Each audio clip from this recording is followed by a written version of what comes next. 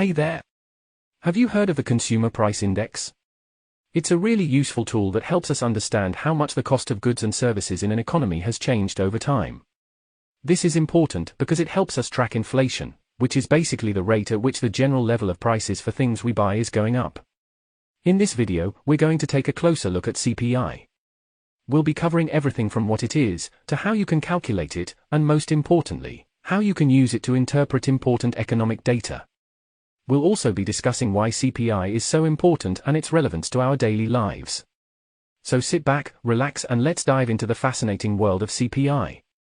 The Consumer Price Index is a measure of how the prices of goods and services have changed over time. To understand CPI, let's take the example of the cost of a movie ticket.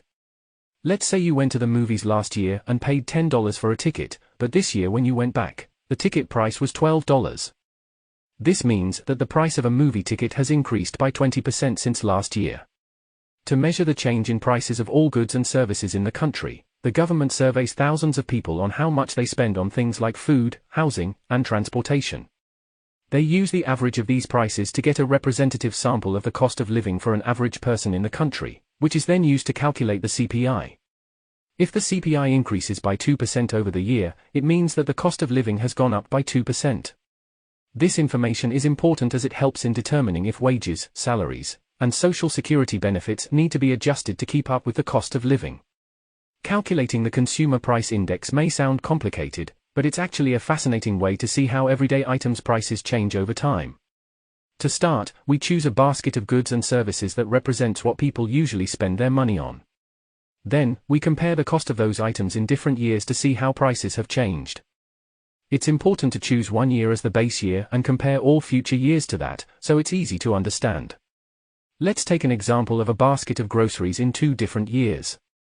We'll start by choosing last year as the base year. The basket consists of 2 loaves of bread, 1 gallon of milk, 1 pound of ground beef, 1 dozen eggs, and 1 kilogram of rice. Last year, the basket cost $25, whereas this year, the same basket costs $27.50. To calculate the CPI, we use a simple formula that involves dividing this year's basket price by the base year's basket price and then multiplying by 100. In our example, the CPI for this year would be 110, indicating that the cost of living has increased by 10% since last year. When calculating the Consumer Price Index for a country, the methodology is similar to the example above. First, a basket of goods and services is selected to represent what people usually spend their money on, including things like food, housing, transportation, medical care, education, entertainment, and more. The basket should also reflect changes in consumer preferences and new products that have entered the market. Next, price data is collected for each item. This can be done by conducting surveys of retail stores, service providers, and other sellers all around the country. This helps to ensure that the prices are representative of the entire population. Once the price data is collected, each item in the basket is weighted according to its importance in the average consumer's budget. For example, if food accounts for 20% of the average consumer's budget, then food items in the basket should be weighted at 20%. Finally, the CPI is calculated using a formula just like the one we talked about earlier. By comparing the cost of the basket in different years, we can understand how prices for everyday items change over time. In general, when the CPI increases, it typically indicates that the cost of living is rising. For instance, if the CPI has gone up by 3% in the past year, it implies that the prices of goods and services have increased by an average of 3%. This can happen when there is a rise in the cost of raw materials, labor, or energy. When businesses face higher costs, they may need to raise their prices to maintain their profit margins. This creates an upward pressure on prices as costs push up the prices. If wages and salaries don't keep pace with this rise, people may find it harder to afford the same goods and services they used to buy, leading to cost-push inflation. Another way in which the CPI can influence inflation is through demand pull inflation, which occurs when there is more demand for goods and services than there is supply. This can cause prices to rise, as businesses try to profit from the increased demand.